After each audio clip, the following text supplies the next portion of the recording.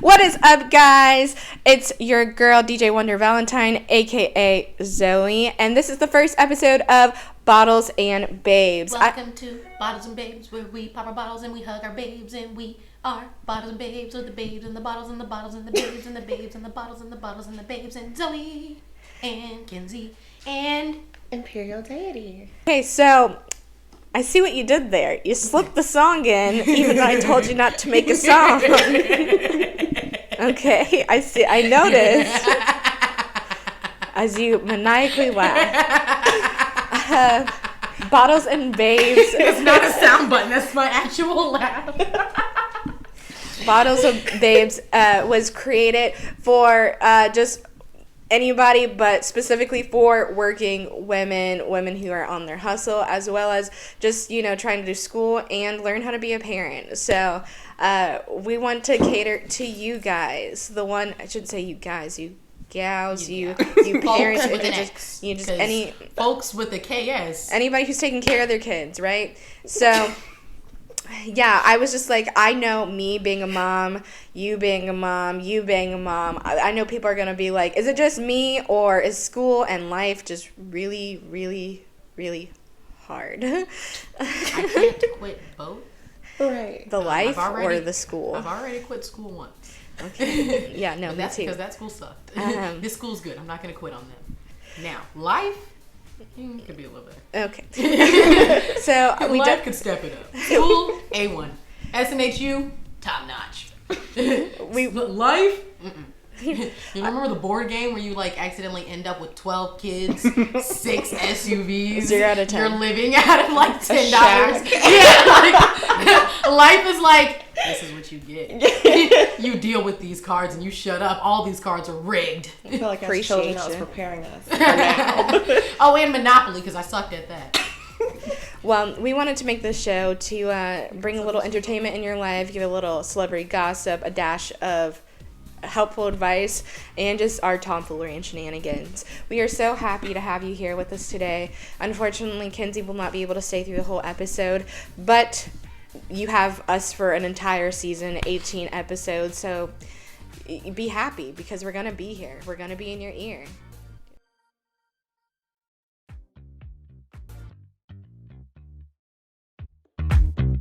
So how did you come up with your stage name? Oh God, Imperial Deity. Well, that was it took a while. First it was Barbie Bunny.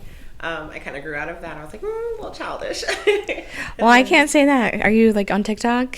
Not yet, no. I was going to say Trap Bunny Bubbles. Oh, everyone is doing something, especially I feel like it's really popular with a lot of younger women, they want to be something Barbie or something with a bunny, and I'm like, oh God, I need to grow up though. And then it was TU Goddess, the unaffiliated goddess, which was okay, but then someone brought it to my attention that it looks like Tug Goddess, and yeah. So I was like, you know what? Let's just do one more. And I was just sitting, never thought of that. Right. I was like, who? Why? I was happy. And then Imperial Deity was kind of just, I guess, it was a bit of a personal revolution for myself. It was the start of a new era. A lot was going on in school during that time. I had just started at FSU. I'm transgender, and I wasn't out about it when I first started at FSU, and I saw someone that I went to high school with, and I was outed overnight. What? So yeah, it was it malicious or or did they not know? Very malicious, yeah. Because he knew he knew what he was doing, but it's I've forgiven and moved on.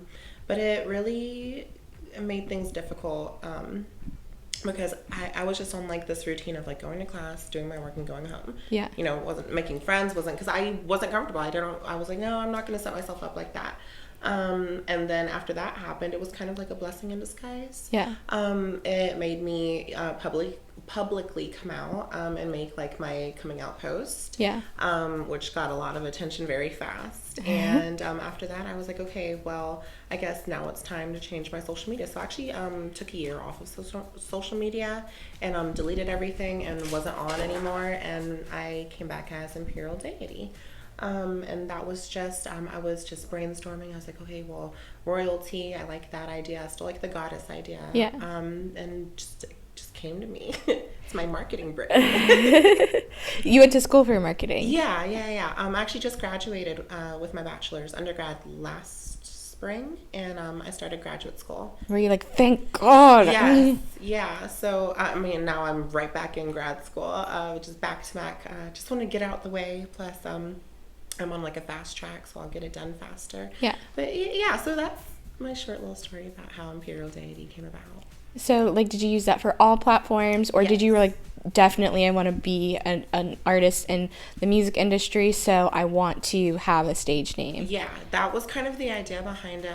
At first, music was always a dream of mine since I was little, being a celebrity, my name in lights. Mm-hmm. It was always kind of something that I wanted, but I didn't really start seriously trying to pursue it until maybe last December is when I wrote OTBs, which is the single that came out, and it's doing pretty well. It's more popular overseas, surprisingly. Really? Yeah, I was looking up my statistics, and I was like, okay, got a few people here, a couple people. How many streams have you gotten? So far I think we're up to closer to 1,000 now. Okay. Yeah. Not making any money yet, which is understandable. Well, I got 31 cents. You better work that 31 cents. Yeah, that's something. I don't know if anyone's ever seen it, but the documentary on TLC that came out on Lifetime a few years ago. Yeah. That whole blurb that I think it was Left Eye's character had discussed on their radio interview was people are like, well, they have all this money, but they're not doing anything. And she was like, actually, we don't have all this money. Mm-hmm. The manager gets this, they get this, and then we're left over with this. And I was like, wow, that's crazy. And now that I'm actually in it, I was like, I get it. Yeah. The distribution company gets paid. The managers get paid. All of these people are getting paid, and I'm left over with this much. Yeah, no. Being an artist, definitely, you have to be committed to it. You have to love what you're doing because it is very hard work. It's not as easy as it seems behind the scenes. Oh, definitely. And people take it so for granted. Yeah. It's not easy writing songs. So tell me, how do you go about trying to pursue your entertainment career as well as being a parent as well too? Right. Okay. So I raised my younger siblings. Julian is 5 and Myri will be 13 November 9th. Do you mind if I ask, do they call you mom, or do they just go by your sister? Sister. Yeah. Julian every now and again will kind of slip up and call me mom, but he knows that I'm his big sister. Yeah. My mom, we live in a single parent household. My mom's a single parent. So while I'm in college, I agreed to stay home with her and help her raise the kids and just help out around the house. So I'm very involved. I know when my sister was little, there was a brief moment where she started calling me mom. I was like, you can't do that. But yeah, no, being a parent and trying to a parent / guardian, part-time mom for my siblings, and also pursuing entertainment and going to grad school, it's a lot. And there have been a few things that have maybe gotten put on the back burner a couple of times. Yeah. At one point it was school, which I was like, I can't do that. Yeah, so I guess I'm I have this kind of competition. I've got to make sure that I can balance out my social life, and I got to make sure that I can balance out also being there for the kids, and also wanting to pursue entertainment, and also doing school all at the same time. Can be a little overwhelming sometimes. But it's worth it. I'm always sitting and thinking, one day I'm gonna be able to give my family, especially my siblings, everything. And that's all I want. Everything that I do, going to school, the way that I present myself, the way that I try to hold myself, is really strategically calculated to benefit their futures. Yeah. Everything I do is for them. I love them so much. And with being trans, I understand that this is a decision that's going to make me infertile, which is a sensitive topic for me.